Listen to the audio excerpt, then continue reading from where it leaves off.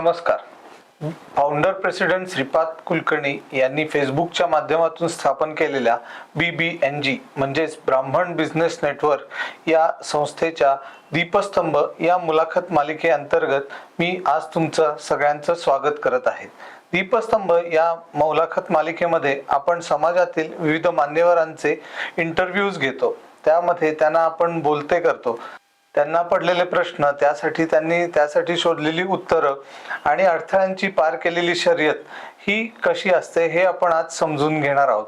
आज या मुलाखती अंतर्गत आज आपण ज्यांना बोलवलेलं आहे ते आहेत प्रीदिती प्रेस पार्ट्स प्रायव्हेट लिमिटेडचे अध्यक्ष MD श्री दीपक करंदीकर. सर, तुमचं खूप खूप स्वागत आहे.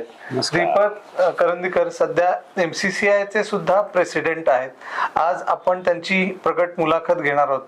सर, तुमच्या या मुलाखत मालिकेमध्ये मी प्रथमतः तुमचे मनापासून स्वागत करतो. सर, माझा पहिला प्रश्न तुम्हाला असा आहे की तुम्ही 1980 साली COAP मधनं BE मेकॅनिकल झालात, ते आता एका कंपनीचे मॅनेजिंग डायरेक्टर.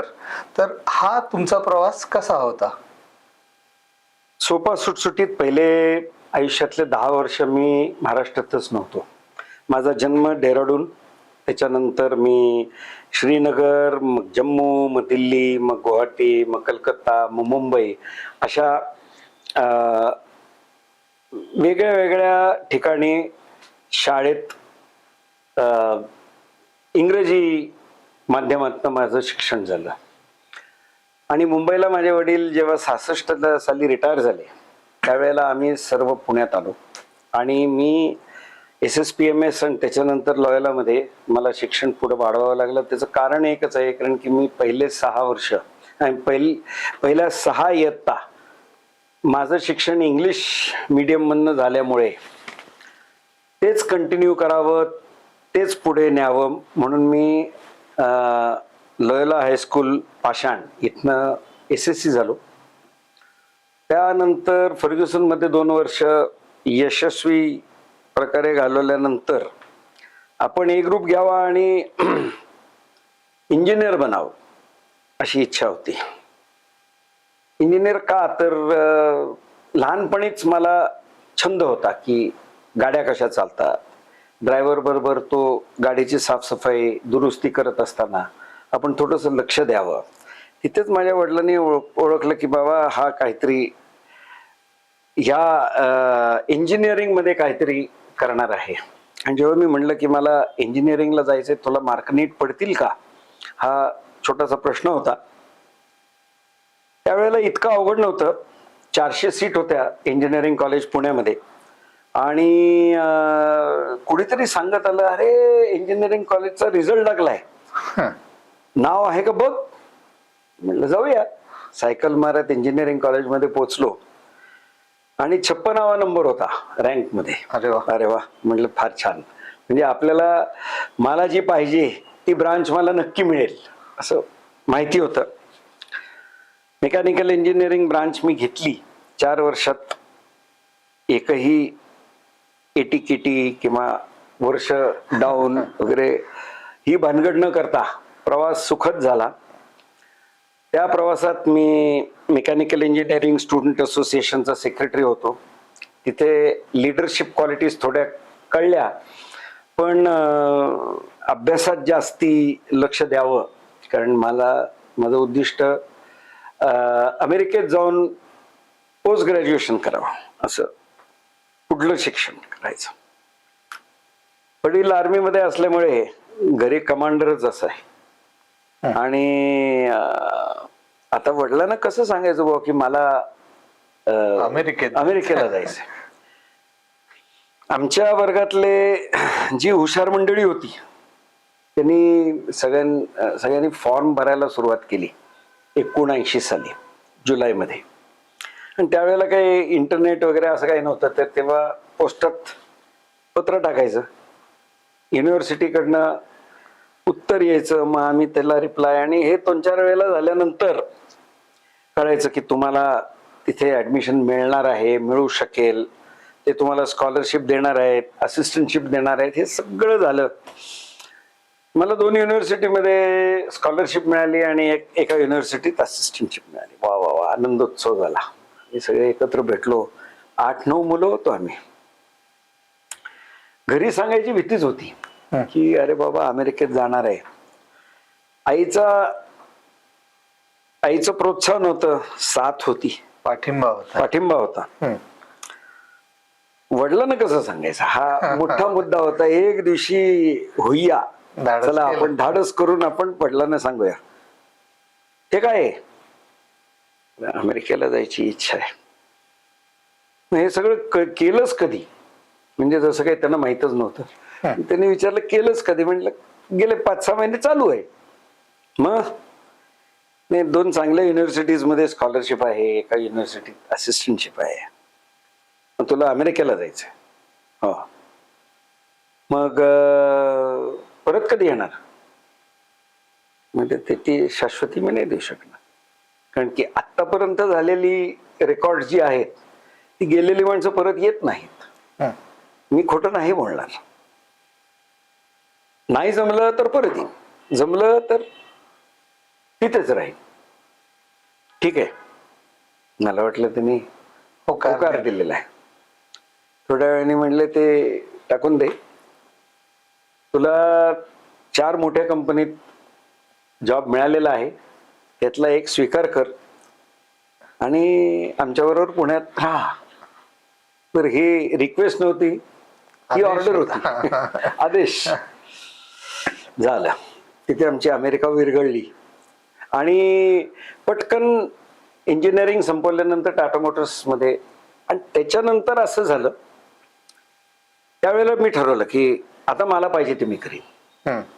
म्हणून टाटा मोटर्स मध्ये नोकरी करायला सुरुवात केली. 3 वर्षात पोस्ट ग्रॅज्युएशन केल्यासारखं तिथे फक्त शिकत राहिलो मॅन्युफॅक्चरिंग मध्ये.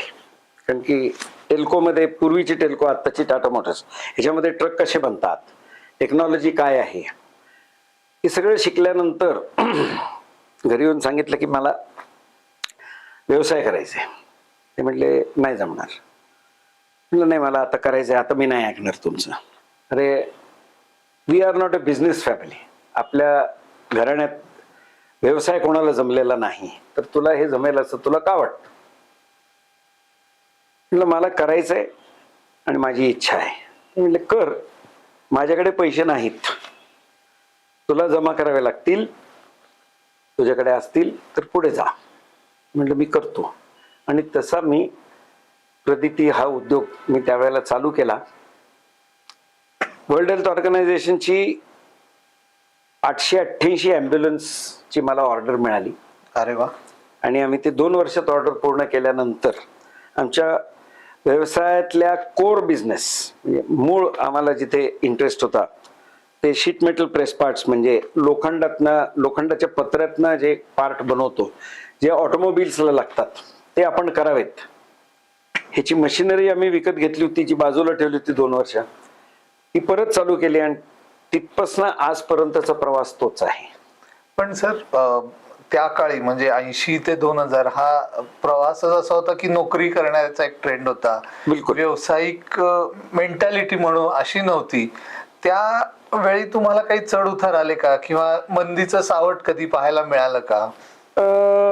मंदीचं सावट 99 साली पहिला झटका आम्हाला मिळाला, ज्या वेळेला आमच्या ऑर्डर्स अचानक कमी झाल्या. कारण की गाड्या बांधणंच मोठ्या कंपन्यांनी कमी केलं होतं. तोपर्यंत आम्ही टाटा मोटर्स, बजाज ऑटो आणि गोदरेज या 3 मोठ्या कंपन्यातनं मी ऑर्डर्स मिळवल्या होत्या. गोदरेज हे वॉशिंग मशीन बनवायचे. तर वॉशिंग मशीनची ऑर्डर, एक कल्पना वेगळी होती, त्यांची लाईन वेगळी होती, त्यांच्या गरजा वेगळ्या होत्या. त्याप्रमाणे आम्हाला ते करायचं होतं. इम्पोर्ट सबस्टिट्यूट होतं, म्हणून आमच्यावरती ते खूप अवलंबून होते. टाटा मोटर्स आणि बजाज ऑटो ह्यांच्या आम्ही सप्लायर जरी असलो तरी आमच्यासारखे अनेक होते. तर आपलं स्थान तिथे बळकट करण्याच्या दृष्टीनं आम्हाला खूप कष्ट घ्यावे लागायचे. आणि गोदरेजमध्ये आम्हाला सहज पुढे आम्हाला तो व्यवसाय वाढवायचा हे मिळाला. पण 2002 साली बजाज ऑटोने असं ठरवलं की आमची जी टियर 1 म्हणजे जी सप्लायरची फळी असते त्याच्यामध्ये आम्हाला इतके सप्लायर आम्हाला नाही ठेवायचे, आम्हाला काही मोजकेच सप्लायर ठेवायचे आणि इतर जे असतील ते त्यांना सप्लाय करतील आणि ते आम्हाला देतील. असं टिअरिंग सिस्टीम जी होती ती साधारण 95 साली सगळ्या ऑटोमोबाईल इंडस्ट्रीजमध्ये चालू झाली. टेल्को म्हणा किंवा आत्ताचं टाटा मोटर्स म्हणा, बजाज म्हणा, महिंद्रा म्हणा, जिथे असेल तिथे. आणि देवाच्या कृपेने आम्हाला दोन्हीकडे टियर 1 ची संधी मिळाली. आमचा धंदा चालू राहिला आणि आम्ही असं ठरवलं की आपण एका कस्टमरकडे जरा जास्ती लक्ष देऊया. ज्या प्रकारे आपली मशीन्स आहेत ती मशीन्स वापरून आपल्याला कुठले पार्ट्स नीट बनवता येतील तर बजाजचे बनवता येतील, म्हणून आम्ही बजाजकडे जास्त लक्ष दिलं. झालं असं 2002 साली त्यांनी आम्हाला लॉंग टर्म सप्लायर म्हणून शॉर्टलिस्ट केला. म्हणलं वा वा वा, त्या दिवशी पार्टी आठवते मला. आणि 13 महिन्यांनी त्यांनी आम्हाला परत सांगितलं की आम्ही रिवाईज केली आहे यादी, आता तुमच्याशी आम्ही कंटिन्यू नाही करू शकणार. हा पहिला धक्का, म्हणजे जो रिसेशनमुळे धक्का बसला तो कमी दर्जाचा होता. हा 2003 मध्ये जिथे आम्ही सगळंच आमचं लक्ष एका बायरकडे म्हणजे एका कंपनीकडे जे वेधलं होतं ते आम्हाला त्यांनी हलवून सोडलं. आणि आमच्या तोपर्यंत आमच्या 4 फॅक्टरी होत्या. 4 फॅक्टरीजमध्ये आम्ही हे काम करायचो. 2 कंपन्या होत्या, 4 फॅक्टरीज होत्या. प्रत्येक कंपनीची 2 प्रोडक्शन युनिट्स होती. बरीच धावपळ झाली, बरंच काय काय करावं लागलं. पण आम्हाला पियाजो, त्याच्यानंतर थिसन ग्रुप असे नवीन नवीन मिळायला लागले. 2009 साली जर्मन कंपनी मिळायला लागली आणि आमची वाढ अतिशय सुरळीत त्याच्यानंतर झाली. हा एकमेव धक्का.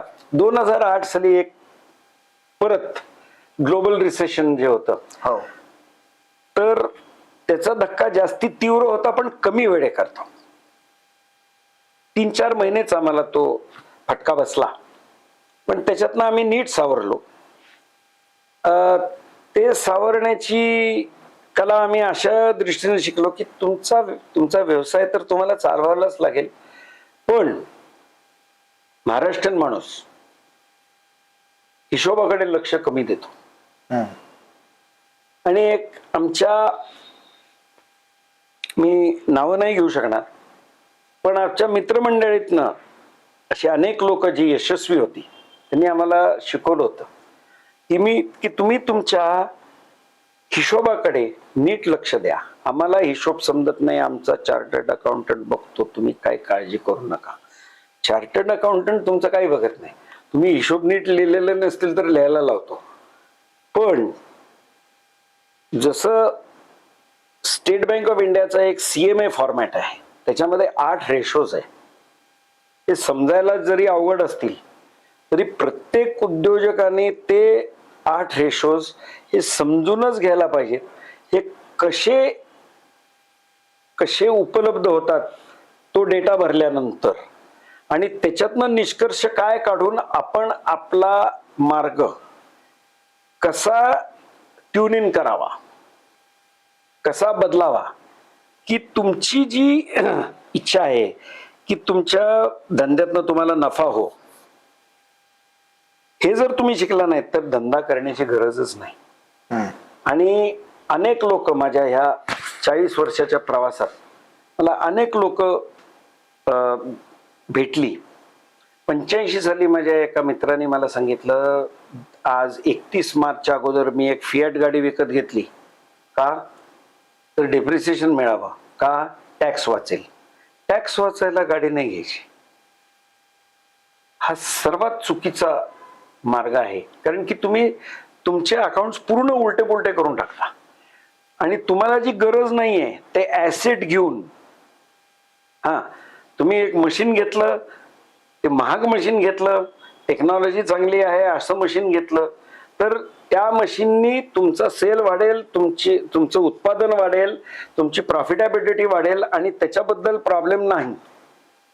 पण चैनीच्या वस्तू घेऊन त्याच्यावर डिप्रिसिएशन मिळेल म्हणून मी ती चैनीची वस्तू, गाडी ही त्यावेळेला चैनीची वस्तू होती खरंय. आणि ती तुम्ही घेतली तर आम्हाला वाईट वाटायचं, अरे हा छोटा कारखानदार, आपली एवढी मोठी जागा आहे, आम्ही आपल्या एमएटी वरती 25 किलोमीटर जातोय आणि ह्याच्याकडे गाडी आहे, आपलं काही चुकतंय का? आज कळलं की ते आपलं नाही चुकलं, आपण करेक्ट मार्गावर होतो, योग्य दिशेने आपला धंदा चालवतो. तर हिशोब हा प्रत्येक उद्योजकांनी, नवीन येणाऱ्या किंवा जो ह्याच्यामध्ये 40 वर्ष मुरलेला आहे त्यांना सांगायची गरज नाही, ते हे करतातच. आणि जर तुम्ही केलं नाही तर गोदरेजचं मोठं कुलूप मिळतच, हो. ते लावावं लागतं आणि ते लोक लावतात. आणि आपलं काय चुकलं हा विचार करत बसतात. सर, आता आपल्या इथे कसं होतं की व्यावसायिक म्हणलं की छोटे व्यावसायिक पण येतात, मोठे व्यावसायिक पण होतात. आणि आपण ऐकतो की 5S असेल, मॅनेजमेंटचे काही टिप्स असतात. तर या सगळ्यांना लिंक करणारी एक गोष्ट आहे ती सिस्टीम इम्प्लिमेंटेशन. खरंच छोटे व्यावसायिक एखादी सिस्टीम इम्प्लिमेंट करू शकतात का? का एकच व्यक्ती 3-4 डिपार्टमेंट मध्ये काम करतोय, 3-4 गोष्टी तो वैयक्तिक हँडल करतोय, हा मार्ग असतो का? जी कंपनी छोटी आहे ज्याच्यात 5, 10, 20 लोक काम करतात, तर इथेही सिस्टीम इम्प्लिमेंटेशन होऊ शकतं का? चांगला प्रश्न आहे. पूर्वी असं असायचं की टेक्नॉलॉजी सिस्टीम्स, मॅनेजमेंटच्या सिस्टीम्स हे जो बिझनेसमन म्हणजे जो व्यावसायिक असायचा त्याची जी समज आहे, त्याला जेवढं कळतं, प्रत्येक जण मॅनेजमेंट इन्स्टिट्यूट मधनं नाहीये, तो इंजिनिअरिंग कॉलेज मधनं बाहेर पडलेला असतो, मला काहीतरी करायचंय म्हणून तो चालू करतो. त्याला जेवढं समजतं तेवढं इम्प्लिमेंटेशन शॉपफ्लोअर वरती होतं. आणि आमचंही असंच झालं. आमचंही खूप वेळेला आम्हाला जे बरोबर वाटलं ते आम्ही केलं. नॉट नेसेसरी बरोबरच असेल असं नाही. ते का नाही ते नंतर कळतं. कारण की आपली धावपळ जी चालू असते ती टॉप लाईन मेंटेन करणं, बॉटम लाईन मेंटेन होईलच, प्रॉफिट होईलच अशी आपली इच्छा असते. 20-25 वर्ष अशी फॅक्टरी चालवल्यानंतर आम्हाला असं लक्षात आलं की बऱ्याच अशा सिस्टीम्स आहेत ज्या जगभर अवेलेबल आहेत आणि ज्या इम्प्लिमेंट केल्यानंतर आपल्याला आपला व्यवसाय नीटच चालवता येईल, पण ह्या आपल्याला शिकाव्या लागतील. उदाहरणार्थ, डॉक्टर असेल तर तो माझ्याबरोबरचे डॉक्टर 1980 साली जे डॉक्टर झाले, मग ते पोस्ट ग्रॅज्युएशनला गेले, पण त्यांना रिफ्रेशर कोर्स करता जावंच लागतं, त्यांना पेपर वाचायला जावंच लागतं. जिथे पेपर वाचला जातो तिथे अटेंड करून नवीन नवीन टेक्निक्स, नवीन नवीन माहिती त्यांच्या जगातली ही त्यांना मिळवावीच लागते. इंजिनियरच्या दृष्टिकोनातनं अशी कुठलीच सिस्टीम नाहीये, ही आम्हाला आमची प्राप्त करावी लागते. पण ते आम्हाला कळलं.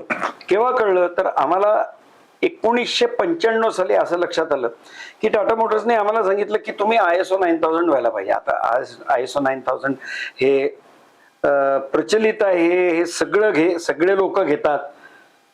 आणि त्यावेळेला खूपच कष्टाचं, म्हणजे त्यांनी आम्हाला सांगितलं की अशी तुमच्या फॅक्टरीत डिसिप्लिन पाहिजे, अशा सिस्टीम्स पाहिजेत. त्यांनी आम्हाला मॅन्युअल तयार करून दिलं, क्वालिटी मॅन्युअल. क्वालिटी मॅन्युअलवरनं आम्हाला असं कळलं की त्याचे इतके सेक्शन्स आहेत आणि प्रत्येक सेक्शन मध्ये असं करायला पाहिजे. आम्ही 2 पार्टनर, आमचे 4-5 लोक, आमचे 25-30 वर्कर्स, अशा 4 फॅक्टरीज, हे सगळं आम्ही कसं सांभाळणार? हे आम्हाला बहुतेक शक्य नाही. 93 साली आम्हाला सांगण्यात आलं. 95 साली दम भरला टेल्कोनी, जर ते तुमच्याकडे सर्टिफिकेशन नसेल तर आम्ही तुम्हाला काम देणार नाही. करावंच लागलं. ते आम्हाला करावंच लागलं आणि आम्ही खूप मेहनत घेऊन हे केलं. पण तिथे थांबलं नाही. हे का थांबलं नाही आपल्याला सांगतो. 2005 साली हे स्टँडर्ड बदलत गेलं.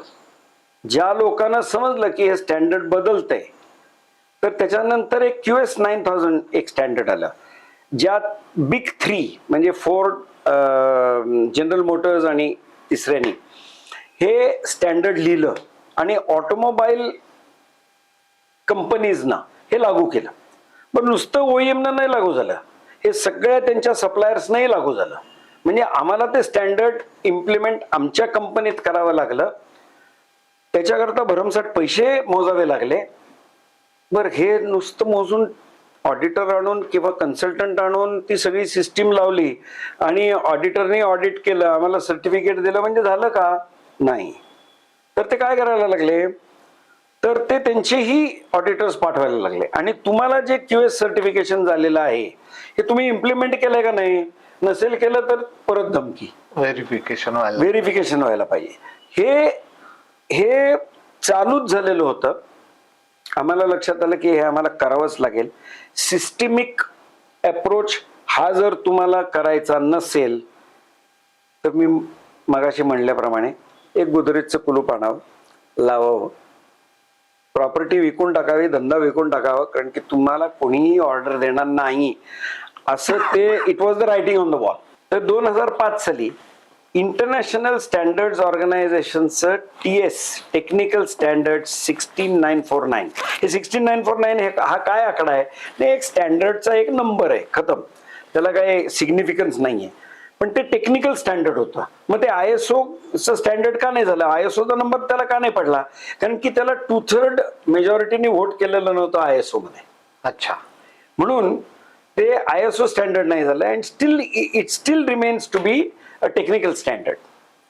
आणि हे जगभर सगळ्या ऑटो कंपनीजने अडॉप्ट केलं. आज आम्ही 18 वर्ष हे इम्प्लिमेंट करतोय. आम्हाला वाटलं आमच्याकडे आता खूप सिस्टीम्स आहेत, आता आम्हाला डिजिटल फॅक्टरी हे नवीन काहीतरी ऐकायला मिळालं होतं नेटवरती. डिजिटल फॅक्टरी म्हणजे काय? डेटा वापरून तुम्ही सगळी मॅनेजमेंट करू शकाल तुमच्या फॅक्टरीत. आणि आजच्या युगात जेव्हा तुमच्याकडे स्मार्टफोन असतात, ॲप्स असतात, तर क्वालिटी सिस्टीम्स करता एक ॲप तयार करा आणि त्याच्यावरनं तुमचे क्वालिटी रिपोर्ट्स बनवा आणि ते अपलोड करा. आणि IoT 4.0 याच्याबद्दल खूप चर्चा झाली. 2006 साली जर्मनीमध्ये जे 4.0 जे झालं सुरुवात, ते आमच्याकडे 2018-19ला आम्हाला ते सांगायला लागले की दिस इज द डिजिटल फ्युचर आणि तुम्हाला हे अडॉप्ट करावं लागेल. म्हणजे काय?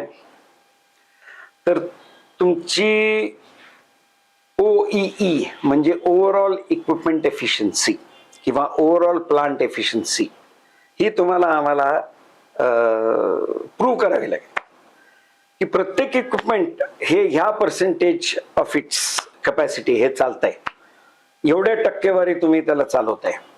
म्हणजे त्यांची अशी इच्छा होती की ती टक्केवारी 75च्या पुढे असेल. तर थोडक्यात सांगतो, OEE कसं कॅल्क्युलेट केलं जातं? तुमचं क्वालिटी रेट म्हणजे त्याच्यातून तुम्हाला किती रिजेक्शन होतं प्रोसेस चालू असताना, किती अवेलेबिलिटी रेट आहे म्हणजे किती वेळ, एका शिफ्टमध्ये 480 मिनिटं असतात, तर किती वेळ ते इक्विपमेंट चाललं, डाऊन टाइम आहे, प्रेस मशीनच बिघडलं किंवा त्याचं टूलच बिघडलं तर किती वेळ चाललं, किती वेळ आहे आणि किती वेळ चाललं ह्याची टक्केवारी. आणि मग किती स्पीडनी ते चाललं. उदाहरण देतो, 94 किलोमीटरच्या स्पीडनी जर तुम्ही एक्सप्रेस वेला लागलात तर एका तासात तुम्ही पनवेलला पोहोचाल, कुठेही मध्ये थांबला नाहीत तर. Average speed 94. तर ह्या ॲव्हरेज स्पीडनी ते मशीन किती वेळ चाललं, काय स्पीडनी चाललं आणि ह्याच्या तिन्हीचा ह्या पर्सेंटेजेसचा गुणाकार केला तर त्याला ओव्हरऑल इक्विपमेंट एफिशियन्सी म्हणतात. आणि ह्या OEEची म्हणजे जर जोडलं सगळ्या इक्विपमेंटचं तर प्लांट एफिशियन्सी त्याच्यावर. तर तुमच्या प्रश्नाचं उत्तर, आज सगळं कॉम्प्लिकेट व्हायला लागलेलं आहे, सिस्टीम्स इतक्या वाढत चाललेल्या आहेत की तुम्ही त्या इम्प्लिमेंट करायलाच पाहिजे.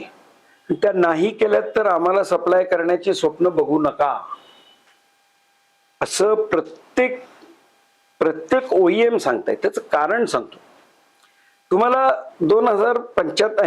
1975 साली ज्या क्वालिटीची गाडी मिळायची फियाट कडनं किंवा अँबॅसिडर, त्या क्वालिटीची आज तुम्हाला फोक्सवॅगन किंवा होंडा किंवा सुझुकी किंवा सगळे हे जे 8, 9, 10 लोक आहेत, त्या कुणीही त्या क्वालिटीची जर गाडी दिली तर तुम्हाला प्रश्न अगदी सिंपल आहे, कुणी घेणारच नाही. हे इतकं सिंपल असल्यामुळे ओईएमला सिस्टमॅटिक काम करण्याची गरजच पडली. ओईएमच्या पहिल्या फळीतल्या टियर 1 ज्याला म्हणतो त्या लोकांना, ऑटोमोबाईल इंडस्ट्रीमध्ये त्या लोकांना ते सगळे सिस्टीम्स जोडावेच लागल्या. पण हे 2 करत असताना मी तुम्हाला एक साधं उदाहरण देतो. मारुती गाड्या बनवतं, ते आमच्या एका जर्मन कंपनीकडनं ऍक्सेल्स घेतात. त्या ऍक्सेलचे पार्ट मी बनवतो. मारुती म्हणायला लागले बेंटलरला, अहो तुम्ही त्या प्रदिती प्रेस पार्ट्स मध्ये जाऊन ऑडिट केलंय का? तो नीट काम करतोय का? सिस्टीमनी करतोय का? हो, ठीक आहे. 2 वर्ष हे प्रश्न विचारल्यानंतर आम्हाला पत्र आलं बेंटलरचं की मारुतीचा ऑडिटर येणार आहे आणि तुम्हाला त्यांचं ऑडिट फेस करावं लागतं, तुम्हाला त्यांच्या ऑडिटला उत्तर द्यावे लागतील. 2दा आले, 2दा नापास झालो. TS 16949 पास झालेला मी पब्लिक फोरम वरनं सांगतो, मी नापास झालो. त्याचं कारण आहे, त्याचं कारण एवढंच आहे की मारुतीची ऑडिटची सिस्टीम आहे ती इतकी चिकित्सक आहे की तुम्हाला त्यातनं क्लिअर होणं, काही वेगळ्या सिस्टीम्स लावणं, वेगळी प्रक्रिया करून तुम्ही त्या लेवलला यायला पाहिजे की त्यांची इच्छा होती. आणि आम्ही 3ऱ्या अटेम्प्टमध्ये पास झालो आणि अजून आम्ही क्लिअर आहोत. पण आम्हाला त्याच्यातनं खूप शिकायला मिळालं. ह्याच्यातनं काय शिकायला मिळालं की आमच्या कंपनीत होणारं प्रोडक्शन आहे ह्याची ओई चांगल्या प्रकारे आहे, कुठेही वेस्ट होत नाही. आणि वेस्ट ही एक कॉस्टच आहे आणि बॉटम लाईनला म्हणजे तुमच्या प्रॉफिटला ती नक्कीच धक्का लावते. तर हे सगळं केल्यानंतर, सिस्टमिक अप्रोच आम्ही घेतल्यानंतर आमचं काम कमी झालं. कस्टमर डिलाईट जे आज जगात समजलं जातं की कस्टमर डिलाईट हे सर्वात महत्वाचं आहे. तुम्ही नॅचरल्स मध्ये गेलात आणि तुम्हाला आईस्क्रीम नाही आवडलं आणि तुम्ही तक्रार केली, का म्हणतो कारण की मी एकदा तक्रार केली होती आणि त्यांनी मला 3 वेळेला नंतर विचारलं, आता काही सर तक्रार नाही ना, कारण त्याला काळजी आहे. आज कॉम्पिटिशन इतकी वाढलेली आहे की मी तुमच्या, इंग्लिशचा शब्द आहे अनसिस्टमॅटिक किंवा ओबडधोबड काम करून नाही चालत. म्हणजे सर आता अपग्रेडेशन शिवाय पर्याय नाही आणि प्रवाहाबरोबर जाण्याशिवाय गत्यंतर नाही, हे नवीन व्यावसायिकांनी आत्मसात लवकरात लवकर करण्याची गरज आहे, असंच तुम्हाला यातनं सांगायचं आहे का? MCCI मध्ये आम्ही कॅपॅसिटी बिल्डिंग म्हणून एक प्रोग्राम चालवतो. तो प्रोग्राम काय आहे? कॅपॅसिटी कसली, तुमचा व्यवसाय कसा चालवावा ह्याला लागणारे सगळ्या प्रकारच्या सिस्टीम्स, जिथे जिथे तुम्हाला तुमचा काय म्हणतात त्याला विश्वास नसेल स्वतःवर, तर आमच्या चेंबरमध्ये येऊन लोक बऱ्याच प्रकारचं ट्रेनिंग घेतात. सर उदाहरणार्थ रेग्युलेटरी मेकॅनिझम्स आहेत, उदाहरणार्थ IoT 4.0 याचं ट्रेनिंग आहे ते आमच्याकडे घेतात. क्वालिटी सिस्टीमचं ट्रेनिंग आहे. एक्सपोर्ट्स करायचं असेल तर त्याचं मॅनेजमेंट कसं करावं, त्याचं लॉजिस्टिक्स कसं सांभाळावं, हे सगळ्यावरती आम्ही कोर्सेस रन करतो. कशा करता? तो छोटा माणूस आहे, त्याला कुठेतरी काहीतरी एक आशा असते की आम्हाला कोणीतरी मदत करेल आणि आम्ही ती पूर्णपणे एक्सपर्टच्या माध्यमातून आम्ही कोर्सेस रन करून ती त्यांना कपॅसिटी बिल्डिंगला आम्ही मदत करतो. आणि म्हणून माझ्या दृष्टीनं भारतातली इंडस्ट्री जी ग्लोबल विलेज आज जे आपण म्हणतो, कारण की आज कनेक्ट हे सर्व सोपं झालेलं आहे. म्हणजे आज जर्मन बायर माझ्याकडे येतो, त्याला प्रॉब्लेम नसतो माझ्याशी बोलायला, तो माझ्या भाषेत बोलतो, आपण लोक त्यांच्या भाषेत बोलतो, त्यांच्या गरजा मी समजून घेतो आणि आज मी त्यांना एक्सपोर्ट सुद्धा करतो. तर हे ग्लोबल विलेज झालेलं आहे. आणि जर तुम्हाला त्या ग्लोबल विलेज मध्ये ठामपणे तिथे सक्सेसफुल व्हायचंच असेल तर तुम्हाला टेक्नॉलॉजी अडॅप्ट करावी लागेल, सिस्टमॅटिक अप्रोच अडॅप्ट करावा लागेल आणि ही कंटिन्युअस प्रोसेस आहे, हे थांबणे नाही. तुम्हाला जर वाटलं की आज आता 3 वर्षापूर्वी मी टेक्नॉलॉजी अडॅप्ट केली, आता मला काही प्रॉब्लेम नाही, ती टेक्नॉलॉजी अजून 2 वर्षात नल अँड वॉइड होईल, नवीन काहीतरी प्रक्रिया, नवीन पद्धत, नवीन मशीन्स आणि नव्याने तुम्हाला करावं लागेल. तेव्हा ही वाहती गंगा आहे. सर, आता तुम्ही आता सध्या MCCI ची प्रेसिडेंट पण आहात, वेगवेगळ्या उद्योजकांना तुम्ही दररोज भेटता. एखादा असा वेगळा अनुभव किंवा एखादा असा छानसा अनुभव ज्याच्यातनं आम्हाला सगळ्यांना टेक अवे असेल किंवा तुम्ही नेहमी तुमच्या बाकीच्या कार्यक्रमात भाषणात तो तुम्ही सांगत असाल तर तोही आम्हाला ऐकायला आवडेल. महत्वाचं म्हणजे मी MCCIचं प्रेसिडेंट झालो कसंच हीच कौतुकाची बाब आहे. MCCI 1934 साली आरा भटाने छोटीशी इन्स्टिट्यूशन चालू केली आणि त्या इन्स्टिट्यूशनचा इतिहास टिळक, आगरकर, केळकर असे दिग्गज व्यक्तिमत्व असलेले लोकांनी हे इन्स्टिट्यूशन चालू केलं. पण आमच्या क्रेडिटला काय काय गेलं तर आम्ही बँक ऑफ महाराष्ट्राचा विचार मांडला आणि बँक ऑफ महाराष्ट्र चालू केली MCCIने. ही फार थोड्या लोकांना माहिती आहे. ही बँक ऑफ महाराष्ट्र का चालू केली? छोट्या उद्योगांना सहजपणे लोन मिळू शकेल ह्याच्याकरता ही बँक चालू केली गेली. पासपोर्ट ऑफिस पुण्याला आणण्याची त्याचा हट्ट आम्ही एक्सटर्नल अफेअर्स मिनिस्ट्रीकडे प्रस्ताव मांडला. पुण्यात पासपोर्ट ऑफिस आलं, स्टॉक एक्सचेंज पुण्यात आमच्यामुळे आलं. अशा कितीतरी तुम्हाला मी फॅसिलिटीज पुण्याला MCCIने करून दिलेल्या आहे आणि आम्ही चुपचाप करत असतो. त्याचा गाजावाजा फारसा करत नाही, कारण की ही इंडस्ट्रीची गरज आहे. आणि ह्याचे लीडर्स हे आजच्या इंडस्ट्रीचे दिग्गज मंडळी, किर्लोस्कर्स म्हणा, शंतनुराव होते, त्याच्यानंतर अतुल किर्लोस्कर होते, त्याच्यानंतर तिन्ही फिरोदिया साहेब आमचे पास्ट प्रेसिडेंट्स होते, प्रमोद चौधरी साहेब होते, सुधीर मेहता साहेब होते, भार्गव होते. तर ही सगळी मोठमोठ्या कंपनीज मधनं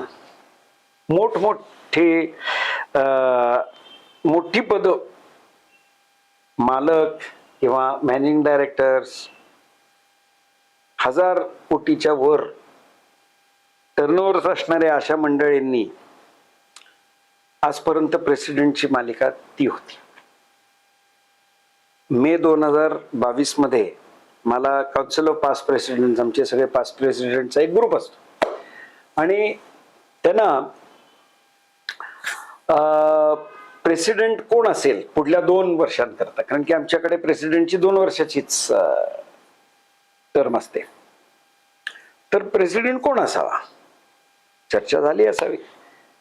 मला त्या काउन्सिलच्या चेअरमननी मला बोलवलं आणि म्हणले की मला वेगवेगळे दुपारी 4ला चहाला ये असं मला सांगितलं. पाल चुकचुकली, म्हणले हे काहीतरी वेगळं आहे. आणि त्यांच्याकडे गेलो, बसलो. मग चेंबरने काय काय केलं तेच मला सांगायला लागले. मी व्हाईस प्रेसिडेंट 2 वर्षाचे 2 टर्म्स केलेल्या होत्या. त्याच्या अगोदर सेक्रेटरी होतो, त्याच्या अगोदर ट्रेजरर होतो आणि त्याच्या अगोदर कमिटी चेअर होतो. तेव्हा हे सगळं बघत आलो होतो तिथपर्यंत. म्हटलं साहेब हे तुम्ही का सांगताय, असं माझ्या चेहऱ्यावरचा प्रश्न होता. मी बोललो नाही. ऐकायचं ठरवलं होतं त्या दिवशी. ऐकत बसलो होतो आणि शेवटी थोडक्यात म्हणले पुढल्या 2 वर्ष प्रेसिडेंट होशील का? अरे अच्छा. म्हणलं ह्याच्याकरता बोलवलं होतं का? बर. मी होई म्हणलं नाही, नाही म्हणलं नाही. तर म्हटलं साहेब मला 48 तास द्या ना. उत्तर हो का नाही मध्ये मला जरा, नाही तुला काय म्हणजे प्रॉब्लेम काय? तर प्रॉब्लेम नाही, ही बरीच मोठी जबाबदारी आहे आणि घरच्यांना विचारावं लागेल. कारण माझी एक व्हॅल्यू सिस्टीम आहे आणि त्या व्हॅल्यू सिस्टीमच्या बाहेर मी काम करणार नाही. तर घरच्यांना विचारावं लागेल. बायको, मुलगी, जावई, मुलगा आणि सून. घरी गेलो, गेटमध्येच सून आणि बायको उभ्या होत्या. तर चेहऱ्यावरचा आनंद बघितल्यानंतर त्यांनी मला विचारलं की तुझं काय म्हणजे आज काय हसतोयस काय एवढा? सांगीन. नाही सांगच. म्हटलं असं असं. बायको म्हणली कदापि शक्य नाही, माझ्याकडनं तुला परवानगी मिळणार नाही. म्हणलं मी तुला विचारायला आलोय. नाही जमणार नाही. जवळ उभी होती सून, तिला काय बोलावं माहित नाही, पण तिच्या चेहऱ्यावर इतका आनंद होता बघितला मी. म्हणलं वा वा वा, ही तर हो म्हणते असं मला वाटलं. मी तिला म्हणलं अश्विनी तुझं काय म्हणणं आहे? नाही बाबा तुम्ही नक्की करा. अरे वा, म्हणजे एक हो एक नाही असं 24 तासात. मुलगीही म्हणली बाबा करायलाच पाहिजे, मुलगाही म्हणला आणि मी जाऊन चेअरपर्सनला सांगितलं की सर हो मी करतोय, आणि बायको ही हो म्हणली. त्या दिवसापासून आतापर्यंत MSMEs न मला पूर्णपणे मदत करायची होती. हा हे माझं ध्येय होतं. मला सांगण्यात आलं होतं की MSME ही एक इतकी मोठी कॅटेगरी आहे भारतात. 33 लाख मॅन्युफॅक्चरिंग युनिट्स आहेत. साधारण 2.25 ते 2 कोटी MSMEs भारतात आहेत. आणि एम्प्लॉयमेंट म्हणजे आकडे सांगत नाही कारण की ते व्हेरी होत असतात. एक्सपोर्ट 28% एक्सपोर्ट MSME मधनं केला जातो. MSMEच्या प्रॉडक्ट्स मधनं, सर्व्हिस असो किंवा प्रॉडक्ट्स गुड्स असो. 40% GDP ला MSME मदत करत असते. तर माझ्या दृष्टीनं आजपर्यंत जे जे करत आलेलो आहे चेंबरमध्ये ते फक्त MSME करता करत आलेलं आहे. थोडक्यात सांगतो, 8 वर्ष एनर्जी मिनिस्टरला महाराष्ट्रातल्या आम्ही सांगत होतो की मोठ्या कंझ्युमर्सना स्वस्त वीज मिळते, कारण की त्यांना विंड किंवा सोलर हे मोठे मोठे प्रोजेक्ट्स लावून त्यांची वीज कमीत कमी 25% त्यांना स्वस्त वीज मिळते. आम्हाला ती उपलब्ध करून द्या. 8 वर्ष लागली, पण आता गव्हर्नमेंटने हो म्हणलेलं आहे. पुढल्या 6 महिन्यात माझ्या कल्पनेप्रमाणे कमीत कमी 50 छोटे उद्योग स्वस्त वीज मिळवतील आणि त्याच्यात काम करतील. दुसरा डिलेड पेमेंट. तिसरा ह्युमन रिसोर्स. हा MSMEs न खूप त्रासदायक विषय आहे, तोही पार पाडेन असं मला वाटतं. केपेबिलिटी बिल्डिंग हे तर मला करायचंच आहे. आणि मी तुम्हाला सांगितलं ती केपेबिलिटी का आम्हाला ती करावी लागते, कारण की MSMEs ना हातभार देणारी लोक खूप कमी आहेत. थोडक्यात उदाहरण देतो.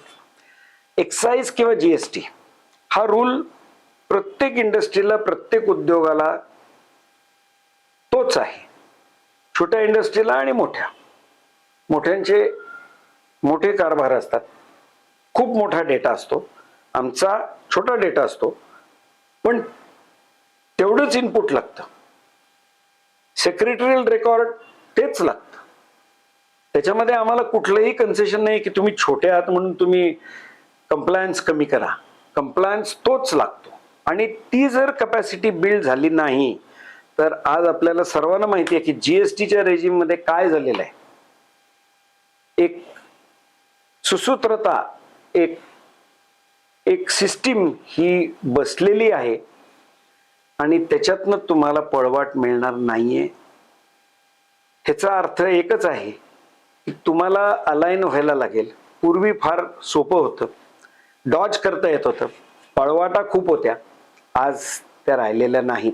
तेव्हा कंप्लायन्स हा विषय जर छोटा आणि मोठा उद्योग जर धरला तर त्याच्यामध्ये काय फारसं कन्सेशन कोणालाच नाहीये आणि ते कंप्लायंट व्हायला आम्हाला खूप कष्ट होतात आणि ह्याच्याकरता आम्ही MCCIच्या थ्रू या कपॅसिटी बिल्डिंगचा उपयोग करतो. वा सर, आता तुमच्या बोलण्यात आलं की तुम्ही जर्मनीला एक्सपोर्ट्स करता, तिकडच्या टेक्निक्स तुम्ही बऱ्याच वापरता इकडे. त्याच्यानंतर सध्याचा जो एक ट्रेंड जोरात चालू आहे, लोकल टू ग्लोबल, हाही एक खूप सध्या चर्चेचा विषय आहे. मेक इन इंडिया अंडर भरपूर प्रोग्रेस पाहायला मिळते. तर ह्या सगळ्या गोष्टींचं एक वादळ म्हणू, एक प्रोत्साहन म्हणू जे छोट्या उद्योगांना मिळतंय, तर त्याच्याबद्दल तुमचं काय मत आहे? हे ग्लोबल विलेज आहे आता आणि तुम्ही नेटवरती जाऊन तुम्हाला पाहिजे ती इन्फॉर्मेशन क्लिक ऑफ द बटननी तुम्हाला सगळी मिळते.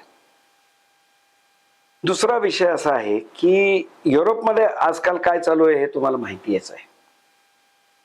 एक MCCI मध्ये एकदा चर्चा चालली होती की आपण एक्सपोर्ट कसं वाढवू शकू, कारण की हे आपल्या देशाकरता गरजेचं आहे आणि छोटा उद्योग हे 28% आज एक्सपोर्ट कॉन्ट्रीब्यूट करतो. पण आपण ह्याच्यात हातभार कसा लावावा, तर छोट्या उद्योगाकरता joint venture, collaboration, technology transfer, contract manufacturing, असे अनेक, आपण नुसते ऑर्डर्स मिळवून द्या अशी काहीतरी योजना करावी.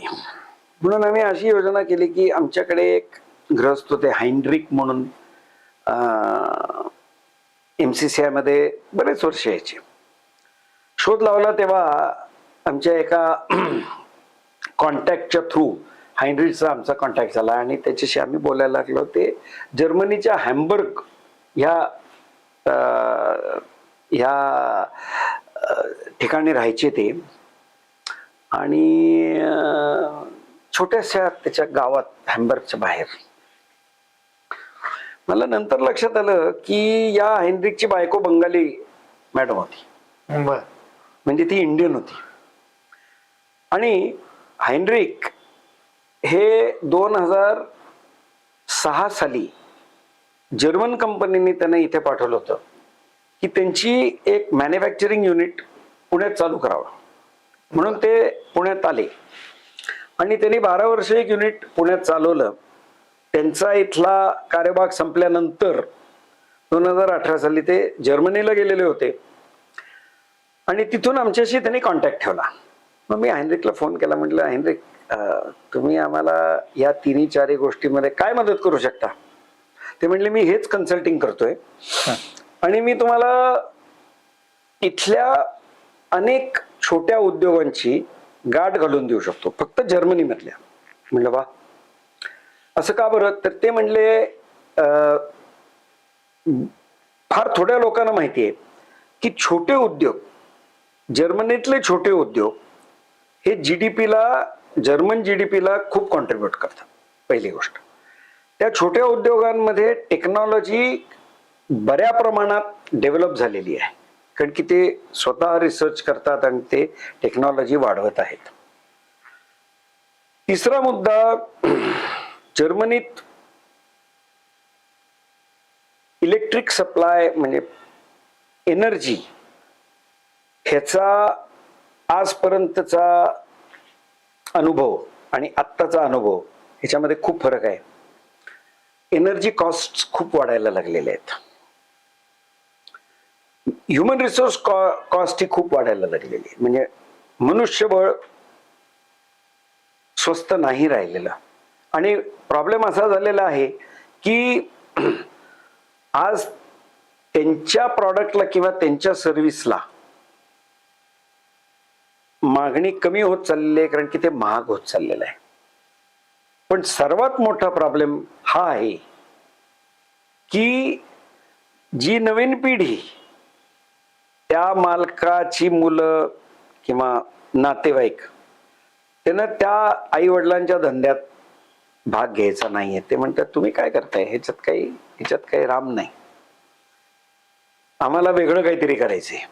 म्हणून अशा कंपनीज किती आहेत? ते म्हणले आपल्याला कल्पना आहे का? म्हणलं नाही.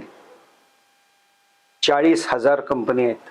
हो. 40,000 छोटे उद्योग जर्मनीमध्ये असे आहेत. म्हणलं हेनरिक, तुम्ही पुण्याला येता का? मी त्यानं 6 छोटे उद्योग गोळा करून हायनरिकशी गप्पा मारायला त्यानं पुण्यात बोलवलं. 7 दिवस त्यांची देखभाल केली आणि 6 लघु उद्योगांशी त्या हायनरिकची गाठ घालून दिली. अरे वा. त्याच्यातले तीन लोकांना पूर्ण फायदा झाला. एक माणूस तिथे एक जर्मन कंपनी विकत घ्यायला निघालाय. अरे वा.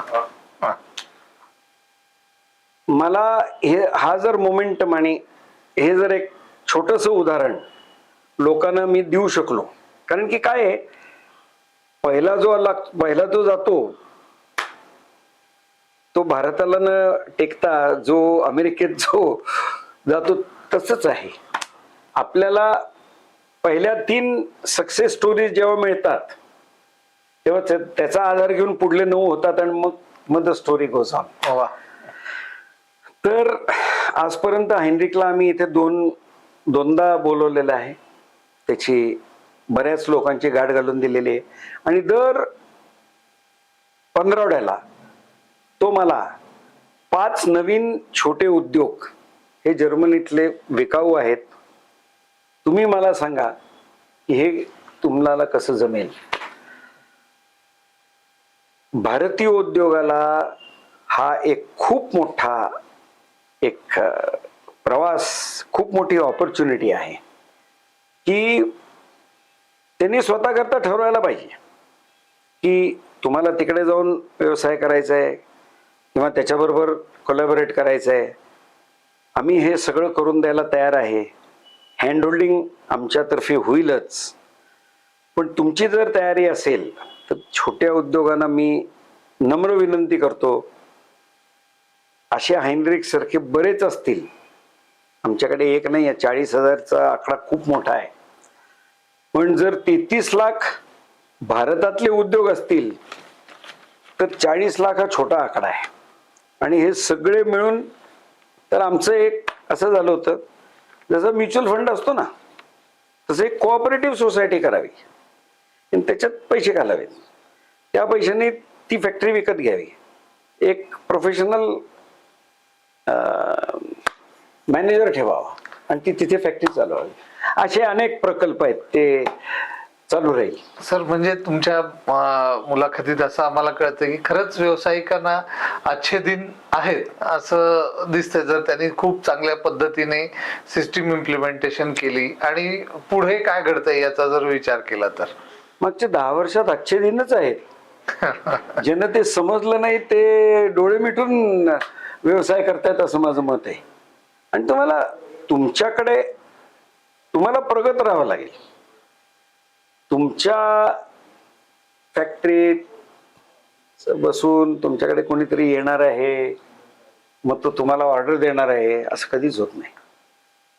तुम्हाला बाहेर जावं लागेल, जग कसं व्यवहार करतंय ते बघावं लागेल, ऑपॉर्च्युनिटीज आपल्याकडे काय आहे ते बघावं लागेल, टेक्नॉलॉजी कशी आणता येईल हे बघावं लागेल, प्रोसेसेस कशा सुधारतील सगळ्या मॅन्युफॅक्चरिंगमध्ये हे बघावं लागेल. आज तुम्हाला IT रेव्होल्युशन जे झालं ते सगळ्यांना दिसतंय. Manufacturing revolution is down the line. Core इंडस्ट्रीला आता सध्या खूप चांगल्या प्रमाणात बूम येतोय असं आता एकंदरीत चित्र भयानक ऑपॉर्च्युनिटी आहे, दिसतंय भरपूर. थोडासा एक वेगळा प्रश्न मला असं विचारायचं की कोविडनं तुम्हाला काय शिकवलं? ज्यांना वाटायचं की हे मस्तच चालणार आहे, याला काही प्रॉब्लेम नाही. असा अंदाज कधीच नव्हता की सगळंच जग थांबणार आहे. आणि त्याच्यातनं आपल्याला काय शिकायला मिळालं तर माझ्या दृष्टीनं स्वतःची काळजी कशी घ्यावी हे पहिले शिकायला मिळालं.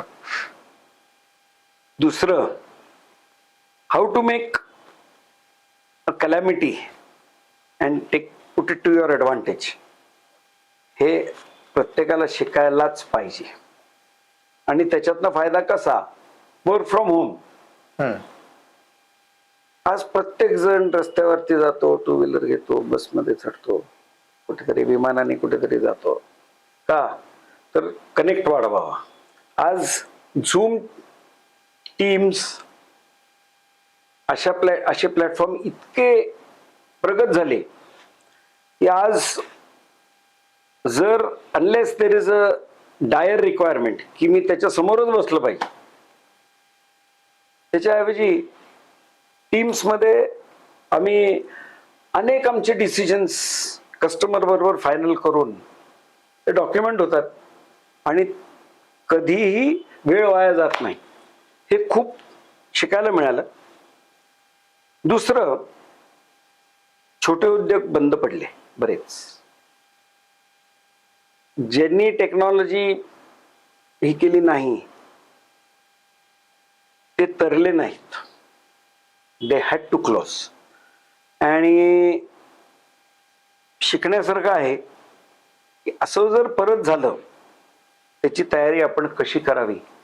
माझ्या दृष्टीनं जर ह्या पिढीने हे लक्षात न घेता बेभान जर सुटले तर पुढल्या ह्याच्यामध्ये जेव्हा केव्हा येईल, म्हणजे प्लेग आला 1920 आणि कोरोना आला 2020, पण पुढला डाऊनटर्न कधी येईल, पुढली लाट कधी येईल याचं सांगता येत नाही. तर प्रत्येक उद्योग व्यवसायाने हे एक्सपेक्ट केलंच पाहिजे आणि ह्याचा अंदाज बांधून काम करत राहायचं. सर, आपली जी संस्था आहे BBNG ब्राह्मण बिझनेस नेटवर्क, सध्याच्या या घडीला 750च्या पेक्षा जास्त सभासद आहेत जे एकमेकांबरोबर व्यवसाय करतात, जागतिक स्पर्धेत भाग घेतात. आपली परिवर्तन म्हणून दरवर्षी एक कॉन्फरन्सही होते, तिथे आपण वेगवेगळे व्यक्ती बोलवून त्यांनाही या संदर्भात सगळी माहिती देतो. आत्ताचा सध्याचा जो काळ आहे तो नेटवर्कचा आहे आणि असं म्हणतात नेटवर्क इज नेटवर्थ.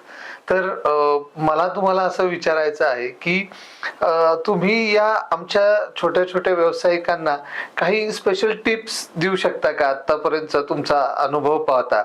आणि त्यालाच धरून माझा शेवटचा प्रश्न असाच असणार आहे की येणारी 5 वर्ष त्यांनी कुठल्या पद्धतीने बिझनेस ग्रोथ करावी जी एक योग्य दिशादर्शक ठरेल, याच्यावरही तुम्ही मार्गदर्शन करावं. इस्रायलमध्ये गेलो तो 2015 साली, तेव्हा जे मी बघितलं ते मला सांगावंसं वाटतं. या प्रश्नाला फार रेलेव्हंट आहे ते. किबुट्स म्हणजे कोऑपरेटिव्ह मुवमेंट. आणि कोऑपरेटिव्ह मुवमेंट ही इतकी महत्वाची आहे की छोट्या उद्योगाने समूह बनवावा आणि प्रत्येकाने लढत बसण्यापेक्षा त्यांच्या ग्रुपनी आपलं बळ दाखवून ते काम करावं अशी माझी एक धारणा आहे. आणि ह्या हिशोबाने मी गेले 10 वर्ष MCCत काम करतोय. लीन हा एक प्रकल्प MSME मिनिस्ट्रीने एक सबसिडी दिली होती की टोयोटा प्रोडक्शन सिस्टीम्स तुम्ही शिकलात तर तुमच्या कंपनीत टेक्नॉलॉजी आणि टेक्निक्स चांगल्या होते. एक कन्सल्टंट घेऊन त्याला भरपूर पैसे देऊन तो तुमच्याकडे येऊन हे शिकवून जाईल, हा एक मार्ग होता.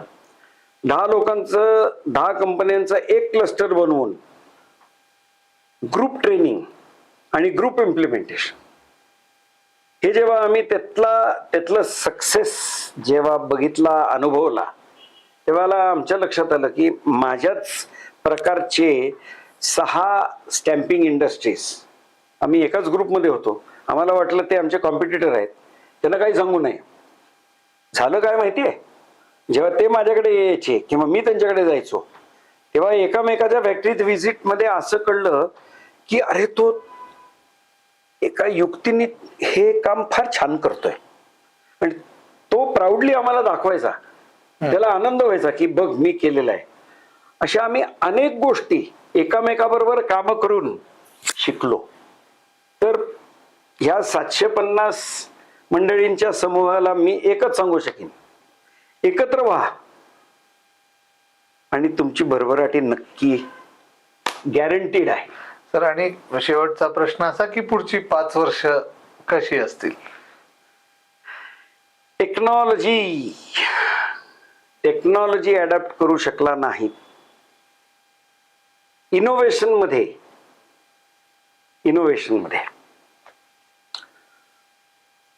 जॅपनीज माणसं सांगतात, जे आज 50 वर्ष इनोव्हेशन मध्ये, माझ्या दृष्टीनं वर्ल्ड वॉर नंतर ते संपुष्टात आले होते आणि आपला इंडिपेंडन्स आणि त्यांचा नाश एकत्र झाला होता.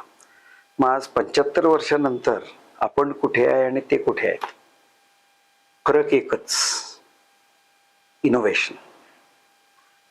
त्यांनी जे इनोव्हेशन केलं त्याच्यामुळे आज त्यांना लीडरशिप पोझिशन मिळाली. 5 वर्षात जर आपल्याला लीडरशिप पोझिशन मिळायची असेल, 5 ट्रिलियन 10 ट्रिलियन जे काय आपण आपले पंतप्रधान म्हणतात, ते जर अचीव करायचं असेल तर छोट्या उद्योजकांनी टेक्नॉलॉजी इनोव्हेशन मध्ये मन धन घालून वाढवा. तुम्हाला यश मिळेलच, हे नक्की आहे. पण तुम्ही जर वाट बघणार असाल की तुमचा कोणीतरी येऊन हात धरणार आहे आणि तुम्हाला कुठेतरी वर नेणार आहे, ते होणे नाही. तर go out, fetch technology, implement, आणि भरभराटीचे दिवस नक्की येतील. 5 वर्ष काय, 3 वर्षात.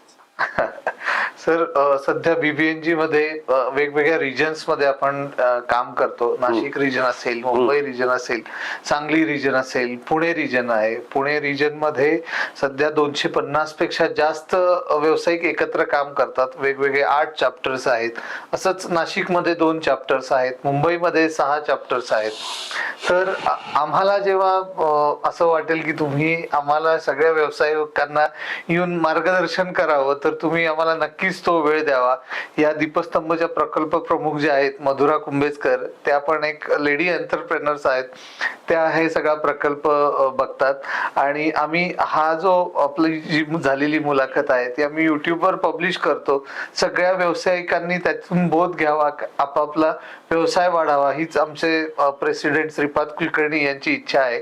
त्याच्यासाठी आम्ही ही दीपस्तंभ ही मुलाखत मालिका घेत आहोत. तर आमच्या व्यावसायिकांना तुम्ही असंच पुढेही मार्गदर्शन करावे आणि तुमचा बहुमूल्य वेळ आमच्यासाठी द्यावा, हीच एक विनंती तुम्हाला करणार आहोत. आणि तुमच्या व्यावसायिक बांधिलकीमधून खरंच वेळात वेळ काढून तुम्ही या मुलाखतीला आलात, त्याबद्दल तुमचे खरंच खूप धन्यवाद. थँक्यू. अवश्य येईन आणि येत राहीन. जितकं मला माहिती आहे तितकं तुमच्याशी मी शेअर करीन, आणि ते करायलाच पाहिजे. कारण की आपल्याला जो अनुभव मिळालाय, आपल्याला जे सोसायटीनं दिलेलं आहे, ते आपल्याला परत द्यायलाच पाहिजे. आणि ते जर नाही दिलं, माझ्या दृष्टीनं व्हॅल्यू सिस्टीम कुठेतरी बिघडलेली आहे. म्हणूनच आमची संस्थेची जी टॅगलाईन आहे ती समर्थ ब्राह्मण, समृद्ध ब्राह्मण आणि संपन्न ब्राह्मण हीच आहे. कारण आमचे founder president Shripad Kulkarni sir असं म्हणतात की ब्राह्मण जेव्हा समृद्ध होतो तो नेहमी घेणाऱ्याच्या नाही, तर तो नेहमीच देणाऱ्याच्या भूमिकेत असतो. आणि हेच तुम्ही पण आज परत एकदा आम्हाला मोकळेपणाने सांगितलं. मला हे माहित नव्हतं, पण माझी धारणा हीच आहे. खरंच खूप खूप धन्यवाद सर. धन्यवाद.